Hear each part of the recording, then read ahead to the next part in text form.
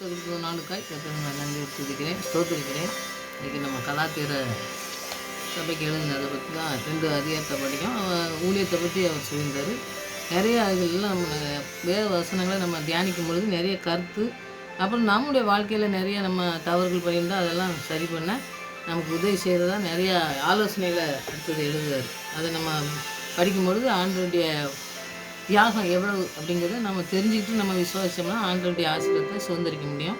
அதுதான் இன்றைக்கி கலாத்தியர் 3வது அதிகாரத்தில் 1லேருந்து 7 வரைக்கும் இருக்க வசனத்தை தியானிக்கலாம். ஆண்டவர் நம்மளோட கூட பேசும்பொழுது நம்ம அர்ப்பணிப்போம்.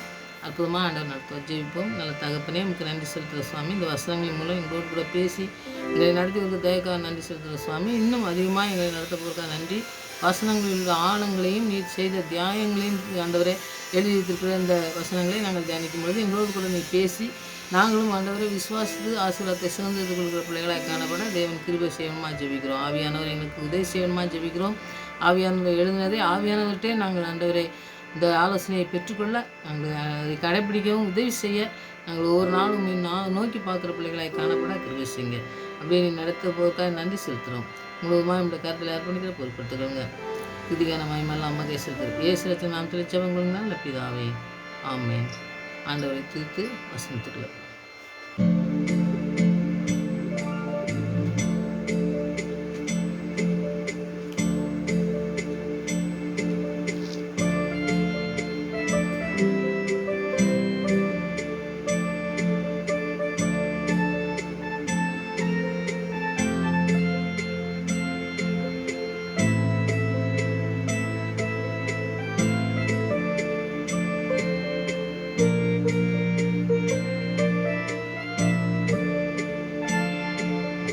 விசுவாசி அவனென்றும் பதரா,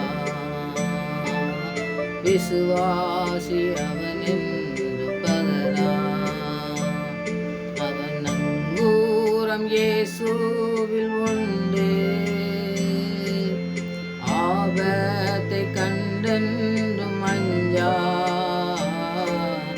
அசையாத விசுவாசம் கொள்வா.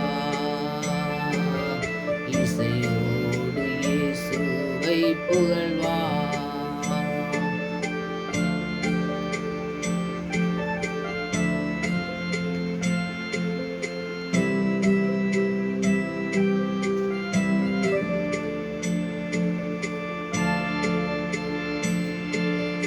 ஆபிரகா விசுவாசித்தான், ஈசாக்கை பலியாக படைத்திட்டானே. ஆபிரகா விசுவாசித்தான், ஈசாக்கை பலியாக படைத்திட்டானே. மரித்தாலும் விசுவாசி பிழைத்திடுவார், மறியாமலே அவன் வாழ்ந்திடுவான்.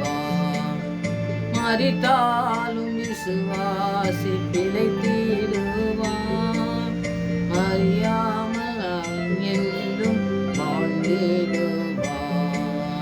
விசுவாசி அவன் என்றும் பதரா.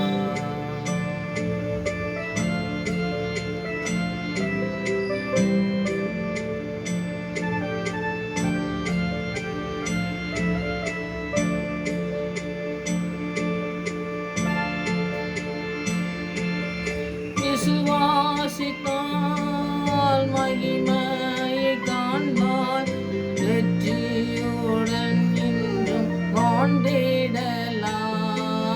விசுவாசித்தால் மகிமையை காண்பார், வெற்றியுடன் இன்றும் வாழ்ந்திடலாம். பாவம் நம்மை மேற்கொள்ளாமல் பலன் ஈந்து ஆவியால் காத்திடுவார். பாவம் நம்மை மேற்கொள்ளாமல் பலன் ஈந்து ஆவியால் காத்திடுவார். விசுவாசி அவனின் பதரா.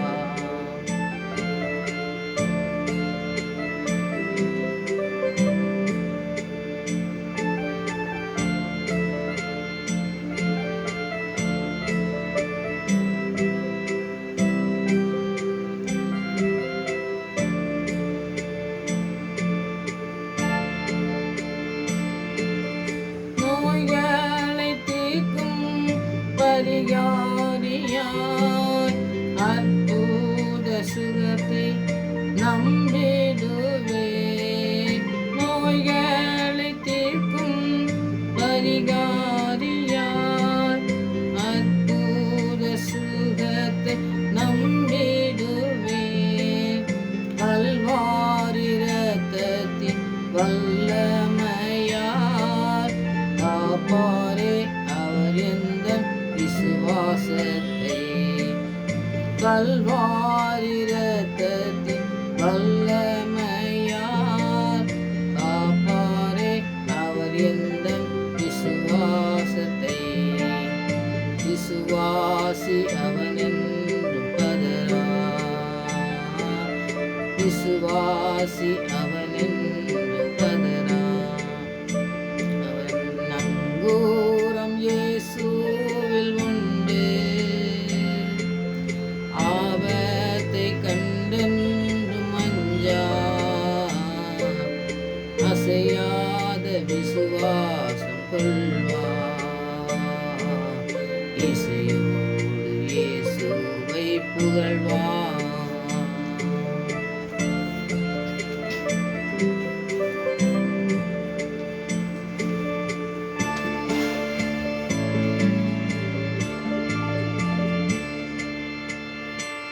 கலாத்தியர் 3வது அதிகாரத்தில் 1லேருந்து 7 வரைக்கும் உள்ள வசனங்களை தான் இன்றைக்கி தியானிக்கலாம். முதலாவது வசனம், புத்தி இல்லாத கலாத்தியரே, நீங்கள் சத்தியத்துக்கு கீழ்ப்படியாமல் போகத்தக்கதாக உங்களை மயக்கியவன் யார்? இயேசு கிறிஸ்து சிலுவையில் அறையப்பட்டவராக உங்கள் கண்களுக்கு முன் பிரதிச்சயமாய் உங்களுக்குள்ளே வெளிப்படுத்தப்பட்டிருந்தாரே அப்படின்னு சொல்லி சொல்கிறார். ஏன்னா வசனங்கள் நம்ம படிக்கும்போது பாருங்கள், ஆண்டவர் எப்படி செஞ்சாருன்னு அப்படி முதல்ல கேள்வி கேட்கும்போதே பாருங்கள், அந்த அவங்களுடைய என்ன தேர்ந்தெடுத்திருக்காங்க. 2வது வசனத்தை பார்த்தீங்கன்னாக்கி, ஒன்றே மாத்திரம் உங்களிடத்திலே அறிய விரும்புகிறேன், நியாயப்பிரமாணத்தின் கிரியினாலோ விசுவாச கேள்வினாலோ எதினாலே ஆவியை பெற்றீர்கள். இந்த 2 வசனத்தை நீங்கள் படிச்சிங்கனாக்கி அதில் உள்ள கருத்துக்களை நீங்கள் படிச்சிங்கன்னா, முதல்ல ஆண்டவர் பவுல் கேள்வி கேட்காரு, நீங்கள் எதை விசுவாசிக்கீங்க அப்படின்னு கேட்காரு. அப்போ நீங்கள் எதனை விசுவாசித்து தெரிந்து கொண்டீங்க, நீங்கள் எப்படி ஆண்டவரை தெரிந்து கொண்டீங்க, ஆண்டவர் உங்களை எப்படி தெரிந்து கொண்டாருங்க கேள்வியோடு தான் அவர் ஆரம்பிக்கார். எந்த கேள்வின்னா பார்த்தீங்கன்னா, ஆவினால் வழிபடுத்தப்படாததுக்கு நீங்கள் ஆண்டவர்கிட்ட அர்ப்பணிச்சிருக்கீங்களா, இல்லாட்டா மாம்சத்தின் நியாயப்பிரமாணங்கும் போதே அதை ஆண்டவர் உடைச்சி நம்மளை சரிசமமாக அவரோட பேசுறதுக்கு நம்மளை அர்ப்பணித்து நம்ம கொடுக்கும்போது ஆண்டவர் நமக்கு அந்த வெற்றியை நமக்கு சிலுவையில் சம்பாதித்து தந்திருக்காரு, நம்மளை அற்புதமாக நடத்துறதுக்கு. அதுதான் அவர் கேட்காரு. ஆவினால் நீங்கள் நடத்தப்படுறதுக்கு நீங்கள் அர்ப்பணிச்சிருக்கீங்களா, இல்லாட்டா நீங்கள் இந்த நியாயப்பிரமாணத்துக்கு கீழ்ப்படிஞ்சு நீங்கள் இந்த ரட்சிப்பை பெற்றிருக்கோன்னு சொல்லி நினச்சிக்கிட்டு இருக்கீங்களா? எப்படி ஆண்டவர் தான் உங்களுக்கு ஆவினால் அவங்களுக்கு ரட்சிப்பை தந்திருக்காரு. சிலுவையில் அறையப்பட்டு அவர் மரித்து அடக்கம் பண்ணப்பட்டு உயிரோடு எழும்பி நமக்கு இந்த ரட்சிப்பை பெற்று தந்திருக்காருங்கிறத நீங்கள் விசுவாசிக்கீங்களான்னு. விசுவாசின் மூலம் நீங்கள் ரட்சிப்பை மிகவும் அந்த விசுவாசத்தில் தான் நீங்கள் இந்த ரட்சிப்பை பெற்றிருக்கீங்க. அது எவ்வளோ பெரிய மேன்மைங்கிறத நீங்கள் அறிஞ்சிருக்கீங்களா, நீங்கள் அறியாமல் இருக்கீங்களான்னு தான் அந்த கேள்வி அந்த புத்தி இல்லாத கலாத்திய சபையில் உள்ளவங்கள பார்த்து கேட்காரு. நீங்கள் எவ்வளோ நாளைக்குள்ள எப்படி மறந்து போனீங்க, எப்படி அவங்களோடு கூட ஆண்டவர் பேசுகிறது. நம்ம இப்போ ஜெபிக்கும் பொழுது நீங்கள் நிறைய ஆவியானவரை பெற்றவங்கெல்லாம் நிறைய ஜெபிக்கும் பொழுது பார்த்தீங்கன்னா, ஆண்டவர் நம்மளோடு கூட பேசுகிறத வசனத்தின் மூலமாக பேசுவார், நமக்கு ஆறுதல் கொடுக்குற வசனங்களை பேசுவார், ஆறுதல் படுத்துவார் நம்மளை. அப்படிலாம் பேசுகிறத நம்ம பார்க்க பார்த்தீங்களா, அப்படி பேசி நடத்தி உங்களை கொண்டு வந்த ஆண்டவரை நீங்கள் இப்படி மறந்துட்டீங்க, எப்படி இந்த கேள்வி எப்படி உங்களுக்கு இந்த ரட்சிப்பு கிடைச்சிங்கிறத மறந்துட்டீங்களே அப்படின்னு சொல்லி அந்த ஆக்கிரஸ்தோடு கேட்காரு. இப்போ நம்ம ஒருத்தர்கிட்ட நம்ம செஞ்சுட்டு ஒரு நன்மை செஞ்சுட்டு என்னடா அப்படி மறந்துட்டீங்களேன்னு சொல்லி நம்ம கேட்போம் பார்த்தீங்களா. அந்த மாதிரி ஆண்டவருடைய எவ்வளோ பெரிய ரட்சிப்பை நீங்கள் பெற்றிருக்கீங்க. அந்த ரட்சிப்பை நீங்கள் பாருங்கள், கிறிஸ்துவில் உள்ள விசுவாசத்தில் தான் நம்ம பரிசுத்தாவின் நம்ம நித்திய ஜீவனை தந்து அவர் வரங்களெல்லாம் கொடுத்து எல்லா ஆசீர்வாதத்தையும் பெறுறதுக்காண்டி நமக்கு இந்த நியாயப்பிரமாணத்தில் சார்ந்தவர்களாக இல்லாமல் கிறிஸ்துவின் ஆவியை பெற்றவங்களாக நம்ம இருக்கணும். அவருடைய ஆவியை பெற்று அவருடைய ரட்சிப்பை பெற்றுக்கோங்க, அந்த விசுவாசத்தில் நம்ம வளரணும்னு சொல்லி தானே நம்ம இருக்கோம். அதில் ஏன் இப்படி விழுந்து போனீங்க அப்படின்னு சொல்லி அவர் கேட்குற கேள்விக்கு அவங்களால பதில் சொல்ல முடியாது, நம்மளாலையும் பதில் சொல்ல முடியாது. ஏன்னா நாம் எப்படி இருக்கோங்கிறத நம்ம இந்த 2 வசனத்தையும் நம்ம உணர்ந்துட்டோம்னாக்கி அடுத்த வசனத்தில் 2 வசனத்தில் நீங்கள் படிக்கலாம். 3வது வசனத்தை பார்த்தீங்கன்னா, ஆவியினாலே ஆரம்பம் பண்ண நீங்கள் இப்பொழுது மாம்சத்தினாலே முடிவு பெறுகிற போகிறீர்களோ, நீங்கள் இத்தனை புத்தினராக 4வது வசனத்தை படிச்சிங்கன்னா, இத்தனை பாடுகளையும் வீணாய் பட்டீர்களோ, அவைகள் வீணாக போயிட்டே. இப்போ நம்முடைய நம்முடைய வாழ்க்கையில் நம்ம ஆண்டவர்கிட்ட அர்ப்பணித்து நம்ம வாழ்ந்த வாழ்க்கை எல்லாமே வந்து வீணுன்னு சொல்கிறாரு. ஏன்னா ஆண்டவர் சிலுவையில் அறையப்பட்டவர் நமக்காக நமக்கு ரட்சிப்பை தந்திருக்காரு, நமக்கு மீட்பை கொடுத்துருக்காரு, நம்மளை பாவத்திலேருந்து நம்மளை நோய் பிரச்சனைகளிலிருந்து நம்மளை தூக்கி எடுக்க நமக்காக ரத்தத்தை சிந்தி அவர் சிலுவையில் மரித்தார். அப்படிங்கிறத விசுவாசிக்காமல் நீங்கள் எப்படி இப்படி இந்த மாம்சத்தின்படி நம்ம முடிவு எடுப்பாங்க பார்த்தீங்களா, அந்த மாதிரி நீங்கள் எப்படி போயிட்டீங்க? நீங்கள் இத்தனை பாடு ஆண்டவர் பட்டதாக இருக்கலாம், இல்லைன்னா நீங்கள் அவர்கிட்ட ஆண்டுகிட்ட வந்து நீங்கள் கடந்து வந்த பாதைகளாக இருக்கலாம், எல்லாமே வீணாக போச்சு அப்படின்னு சொல்லி அவர் வந்து ஒரு வேதனையோடு தான் இதை எழுதியிருக்காரு. அப்போ நம்முடைய வாழ்க்கையில் இதெல்லாம் இருந்ததுனாக்கி இதெல்லாம் நம்ம வந்து அகற்றக்கூடிய காரியங்களை அகற்றுறதுக்கு ஆண்டவருடைய ஆவியானவர் தான் நமக்கு உதவி செய்யணும். அவர் வந்து உதவி செய்து நம்மளை நடத்தக்கூடிய காரியங்களை நடத்துவார். ஏன்னா வேத வசனங்களில் அவர் தான் தொடங்கினார், அவர் தான் நம்மளை நிறைவு செய்கிறவர். ஆனால் வந்து நம்மளை அழைச்சிருக்கிறது அவராக இருந்தோம்னா முடிவு வரைக்கும் நம்மளை கைவிடாது. ஏன்னா நம்ம மனுஷன் அழைச்சி நம்ம போனோம்னாக்கி அது கைவிடுறதுக்கு வாய்ப்பு இருக்குது. ஆனால் ஆண்டவர் அழைச்சி நம்ம போயிருந்தோம்னாக்கி நம்மளை வந்து கைவிடாமல் கடைசி வரை எத்தனை போராட்டங்கள், எத்தனை பிசாசு, எத்தனை சோதனைகள் கொண்டு வந்தாலும் எல்லாவற்றிலிருந்து நமக்கு வெற்றியை சுதந்திரத்து கொண்ட தகப்பன் நம்மளோட கூட இருக்கிறதுனால நம்மளும் வெற்றியோட வாழ முடியும். அப்படிங்கிறத அவர் வந்து அந்த வசனத்தில் சொல்கிறத நம்ம பார்க்கலாம். அப்படி நம்முடைய வாழ்க்கையில் ஏதாவது குறைகள் இருந்தால் நம்ம ஆவியானவர்கிட்ட ஒப்பு கொடுத்து நம்ம ஜெயிப்போம். ஆண்டவர் பெரிய காரியங்களை நமக்கு செய்வார். அடுத்தது 5வது வசனத்தை நீங்கள் பார்த்தா, அன்றியும் உங்களுக்கு ஆவியை அளித்து உங்களுக்குள்ளே அற்புதங்களையும் நடப்புகிற அவர் நியாயப்பிரமாணத்தின் கீழினாலோ விசுவாச கேள்வினாலோ எதனாலே செய்கிறார்.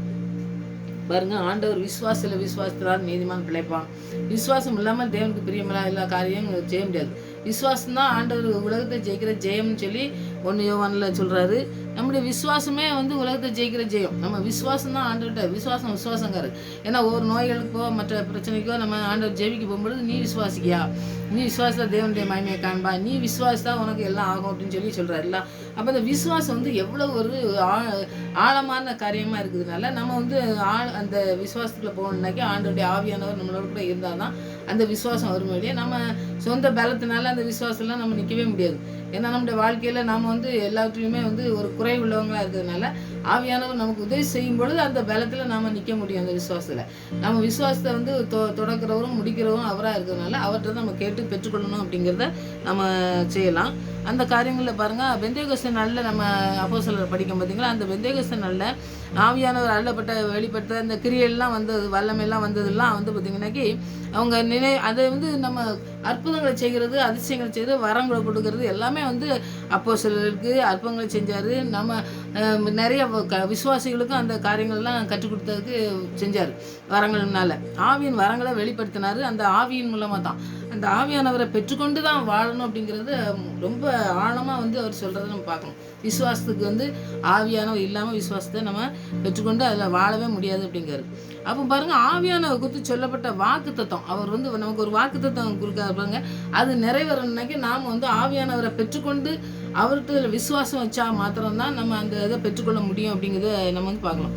அப்படி தேவனுடைய பிள்ளைகளுக்கு அவருக்கு நம்ம வந்து ஆண்டவருடைய பிள்ளைக்கு அவர் பிள்ளையாகி அவருக்கு சுதந்திரமாக நம்ம மாதத்துக்கு முன்னாடியே விசுவாசிகள் உள்ளத்தில் வந்து ஆவியானவர் அனுப்பப்படுறதுக்கு அவர் வந்து ஆதாரமாக உறுதிப்படுத்தார். ஏன்னா வந்து நம்ம வந்து புறஜாதின்னு சொல்கிறாங்க பார்த்தீங்களா, அப்போ புறம ஜாதியில் இருக்கிறவங்கள ஆண்டவர் தேர்ந்தெடுத்து விசுவாசிகளாக்கி அவர் வந்து நம்மளை வந்து முன்னாடியே அவர் தேர்ந்தெடுத்து நாம் வந்து அவருக்கு சுதந்திரமாக நம்ம பிறக்கலை, நம்ம வளரலை, நம்ம வாழ்க்கையில் வரலை. அப்படி இருக்கும்போதே ஆண்டவர் வந்து முன்னாடியே அவர் நம்முடைய உள்ளத்தில் வந்து ஆவியானவரை அனுப்பி அவர் அச்சாரமாக நம்மளோட கூட இருந்து நமக்கு ஒரு காரியங்களை செய்து முடிக்கக்கூடியவராக இருந்தாருன்னு சொல்லி நம்ம பார்க்கணும். அப்போ நம்முடைய வாழ்க்கையில் பார்த்திங்கன்னா எப்பொழுதுமே ஆண்டோடைய பிள்ளையாக மாறணும், அவருக்கு சுதந்திரமாக இருக்கணும். அவருடைய வாழ்க்கையை பூரா அவருடைய ஆவியானவருக்கு அர்ப்பணித்த ஒரு வாழ்க்கையாக நம்ம வாழும் பொழுது பார்த்திங்கன்னா நம்ம வாழ்க்கையில் ஆண்டவர் ஆவியானவர் நமக்கு உதவி செய்கிறவராக இருக்கார். ஆண்டவர் வந்து நம்மளை வந்து என்ன சொல்கிறாருன்னா, நமக்கு ஒரு வாக்குத்தத்தம் தந்திருக்காரு. நமக்கு ஒரு வாக்குத்தத்தம் வந்து நான் நிறைவேற்றுவேன், உனக்கு வந்து இதை செய்வேன் அப்படின்னு சொல்லி நமக்கு ஒரு வாக்குத்தத்தம் கொடுத்துருந்தாரா. அதை வந்து நிறைவேற்றுறதுக்கு வல்லமுள்ள தேவன் அதை வந்து நிறைவேற்றுறதுக்கு நான் உறுதி கொடுக்கேன் அப்படின்னு சொன்னார்னாக்கி அதை வந்து செய்யாமல் நம்ம சூழ்நிலை வந்து அப்படியே மாறுற மாதிரி இருக்கலாம். நமக்கு என்ன இப்போ இதெல்லாம் நடக்காது போல் இருக்குது அப்படின்னு சொல்லி அந்த விசுவாசத்தை பற்றி பார்த்திங்கன்னாக்கி மற்ற 6:27 பார்த்திங்கன்னா அப்போ விசுவாசியே அப்படின்னு சொல்லி கேட்காரு. ஏன்னா விசுவாசம் தான் உலகத்தை ஜெயிக்கிற ஜெயம்னு சொல்லிட்டு விசுவாசமே இல்லாமல் இருந்தோம்னா காட்டு புஷ்பங்களை அதெல்லாம் காட்டுதாருன்னு சொல்லியும் பார்க்கும். அப்போ நம்முடைய வாழ்க்கையில் பார்த்திங்கன்னாக்கி விசுவாசம் அப்படிங்கிறது வந்து வாழ்க்கையில் ஒரு தூண் மாதிரி தான். ஆண்டவர்கிட்ட வந்து விசுவாசம் வைக்கிறது ஒரு தூண். அப்போ அந்த தூண் மாதிரி நிற்கிறதுக்கு ஆண்டவர் தான் நம்மளை வந்து பலப்படுத்தணும், நம்மளை பயன்படுத்துறதுக்கு அவர் நம்மளோடு கூட இருக்கும்பொழுது, நம்முடைய உள்ளத்தில் இருக்கும்பொழுது, நம்முடைய சரீரம் எல்லா ஆவி ஆத்மா சரீரம் முழுவதையும் ஆளுகை செய்யும் பொழுது அந்த காரியங்களை நம்ம செய்ய முடியும். அதுக்கு நம்ம அர்ப்பணித்து ஜெபிக்கும் பொழுது ஆண்டவர் பெரிய காரியங்களை செய்யக்கூடிய காரியங்களை நம்ம வந்து நம்முடைய வாழ்க்கையில் நடத்தும். ஆனால் அதனால் விசுவாசத்தோடு ஆண்டவர்கிட்ட எதை கேட்டாலும் ஆண்டவர்கிட்ட விசுவாசம் வைக்கணும் அப்படிங்கிறத ஆண்டவர் தான் நமக்கு அந்த உறுதிப்படுத்தணும், நம்முடைய உள்ளத்தில் உறுதிப்படுத்தணும். நான் சொன்னதை அப்படியே செய்வேன், உனக்கு வாக்குத்தத்தம் கொடுத்துருக்கேன், நான் உனக்கு செய்வேன், நான் நிறைவேற்றுவேன், நான் தான் தொடங்கினேன், நான் தான் முடிப்பேன் அப்படின்னு சொல்லி ஆண்டவர் நம்மளோட கூட பேசுகிறத நம்ம வந்து ஒவ்வொரு நாளும் இந்த சத்தத்தை கேட்டு நம்ம ஒவ்வொரு நாளும் ஜெபிக்கிற பிள்ளைகளாக இருந்தோம்னாக்கி அந்த வாழ்க்கையில் நம்ம இந்த காரியங்களை நம்ம நிறைவேற்ற முடியும். ஆண்டவருடைய ஆவியானவர் துணையோடு கூட நம்ம அதை செய்யணும். ஆண்டவர் என்ன செய்திருக்காரு நமக்கு சிலுவையில் அப்படிங்கிறத நம்ம வந்து உறுதிப்படுத்தினா மாத்திரம்தான், நம்ம வந்து நம்ம கண்டுகொண்டோம்னா மாத்திரம்தான், நம்முடைய வாழ்க்கையில் அனுபவிச்சா அது மாத்திரம்தான் ஆண்டவருக்கு நன்றி சொல்லி ஆண்டவருக்குன்னு அர்ப்பணித்து நம்ம ஜெபிக்கிற பிள்ளைங்களா நம்ம இருப்போம். இந்த 6வது வசனமும் 7வது வசனமும் பார்த்திங்கன்னாக்கி அதுதான் ஆண்டவர் சொல்கிறது. இந்த 6வது வசனத்துக்கு பிறகு அப்படியே ஆபிரகாம் தேவனை விசுவாசித்தான், அது அவனுக்கு நீதியாக எண்ணப்பட்டது. 7வது வசனம், ஆகையால் விசுவாசமாக்கத்தார்கள் எவர்களோ அவர்களே ஆபிரகாமின் பிள்ளைகள் என்று அறிவீர்களா. இப்போ ஆபிரகாம்னாலே புறஜாதிக்கு இந்த கீழே வசனத்தை பார்த்தீங்கன்னாக்கி அவர் புறஜாதிக்கு ஆசீர்வாதத்தை கொடுக்கறதுக்கு வந்தாருன்னு சொல்லி நம்ம பார்க்கோம். அப்போ வந்து இவர் வந்து ஆபிரகாம் வந்து ஒரு சிலைகள் செஞ்சு அந்த மாதிரி பண்ணிட்டு இருந்த அவரை தான் போய் ஆண்டவர் வந்து தேர்ந்தெடுத்து கொண்டு வந்து பாருங்கள் நமக்கு தகப்பனா ஒரு மனைவி சாராளை வந்து நமக்கு தாயாக மாற்றினார். அப்புறம் வந்து ஆண்டவருடைய வார்த்தை வந்து பார்த்திங்கன்னாக்கி அவங்களுடைய வாழ்க்கையில் நிறைவேறிச்சுன்னா அவங்களுடைய வாழ்க்கையில் அவர் வந்து அவங்கள வந்து எடுத்து இவங்களை பயன்படுத்தணும், இவரை வந்து தகப்பனை மாற்றணும், தாயை மாற்றணும்னு சொல்லி நமக்கு இந்த முன்னாடியே சுதந்திரமாக இல்லாத பொழுதே நம்மளை வந்து உள்ளத்தில் கிரியை செஞ்சு நம்மளை நடத்துகிறாருன்னு நம்ம படிக்க பார்த்தீங்களா. அந்த வசனத்தின் மூலமாக ஆண்டவர் ஆபிரகாமை நம்ம தகப்பனாக மாற்றினார், தாயாக மாற்றினார். அப்போ அவங்களெலாம் விசுவாசிச்சு தான் பார்த்துங்க பையனை பள்ளியிட கொண்டு போகும்போதும் விசுவாசத்தோடு தான் போகிறாரு. அப்போ அந்த விசுவாசம் நமக்கு இருக்குதா? அப்போ அதனால தான் ஆபிரகாம் வந்து நமக்கு தகப்பனாக மாற்றினார் ஆண்டவர் வந்து. அப்போ அவருடைய சிலுவையில் சிந்தப்பட்ட ரத்தம், அது அந்த மரணம் நம்ம மீட்டு இருக்குது அப்படிங்கிறதுலாம் நமக்கு இப்போ தெரியும். ஆபிரகாமுக்கு இல்லைன்னா கூட ஆபிரகாமோட ஆண்டவர் பேசும்பொழுது, கர்த்தர் பேசும்பொழுது அவரை அர்ப்பணித்து இந்த என்ன வழின்னு தெரியாத போது எல்லாத்தையும் விட்டுட்டு போகிறாரு. பலியிட போகும்போதும் அப்படி தான் விசுவாசம் வந்து ஆண்டுகிட்ட அவ்வளோ ஆழமான விசுவாசத்தை வச்சதுனால தகவனாக மாற்றினார். அப்போ அவருடைய விசுவாசம் மாதிரி நம்மளுக்கு விசுவாசம் இருந்ததுனா மாத்திரம்தான் நம்ம ஆசீர்வாதத்தை சுதந்திரிக்க கொள்ள முடியும்.